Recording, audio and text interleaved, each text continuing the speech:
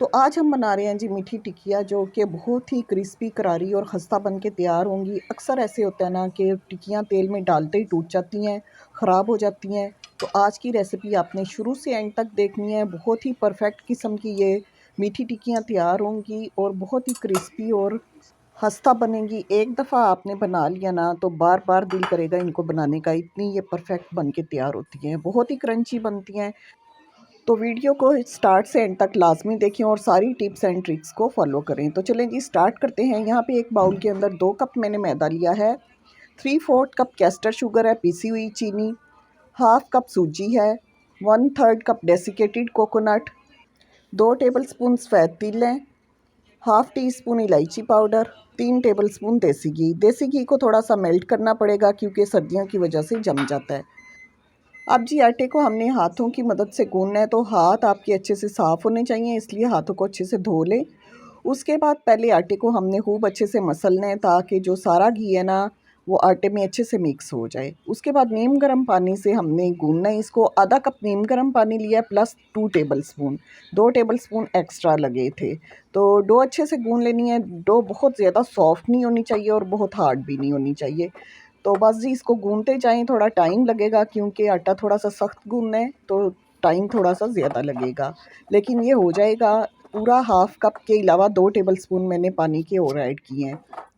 15 से 20 मिनट हमने डो को रेस्ट देना है। उसके बाद जी हमने डो को 2 हिस्सों में डिवाइड कर लेना है। अब जी हमने इसको बेलना है। पहले बटर पेपर रखेंगे, उसके ऊपर हमने आटा रखना है, उसके ऊपर फिर बटर पेपर रख के तो फिर हम इसको बेलेंगे, क्योंकि अगर बगैर बटर पेपर के हमने बेला ना तो सारा जो आटा है ना वो बेलन के साथ चिपक जाएगा। इसलिए जी बटर पेपर लाजमी इस्तेमाल करना है। अब इसको हमने बेलना है, आधा इंच मोटा बेलना है, बहुत ज़्यादा बारीक बहुत ज़्यादा मोटा नहीं बेलना है, आधा इंच मोटा बेलना है, ठीक है। तो थोड़ा सा टाइम तो लगेगा लेकिन बेला जाएगा ये जी। तो दोस्तों वीडियो अच्छी लग रही है तो जल्दी से लाइक और शेयर भी कर दें। अब यहाँ पे मेरे पास डोनट कटर है, उससे मैं इसको कटिंग करूँगी। आपके पास ये नहीं है तो आप किसी स्टील के गिलास के साथ कर सकते हैं। डोनट कटर से या ग्लास के साथ कटिंग करेंगे ना तो हमारी इक्वल साइज़ की टिक्कियाँ बनेंगी। हाथों से जब हम बनाते हैं ना तो वो टिक्कियाँ एक साइज़ की नहीं बनती हैं, और इस तरह इक्वल साइज़ की टिक्कियाँ बन जाए ना तो बहुत ज़्यादा खूबसूरत लगती हैं। तो बस जी फालतू जो डो है वो हमने निकाल लेनी है, आराम आराम से उतार लेंगे और बाकी हमारी टिक्कियाँ बच जाएंगी। तो इसी तरीके से बाकी भी टिक्कियाँ हमने बेल लेनी है। ये देखिए कितनी परफेक्ट साइज़ की ये बनी है, और ये आधे इंच मोटी टिक्की है, बहुत ज़्यादा मोटी नहीं है और बहुत बारीक नहीं है।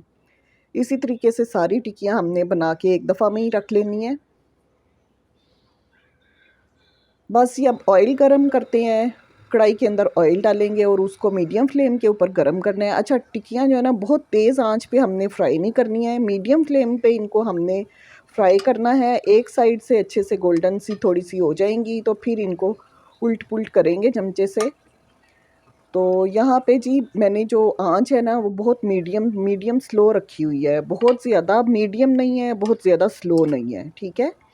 तो बस गोल्डन ब्राउन हो जाएंगी तो इनको हमने निकाल लेना है, और ये बहुत परफेक्ट कलर है। तो अब ये हमारी फ्राई हो चुकी है, इनको निकाल लेते हैं। यहाँ पे आप देखें कलर कितना ज़्यादा प्यारा और हसीन लग रहा है।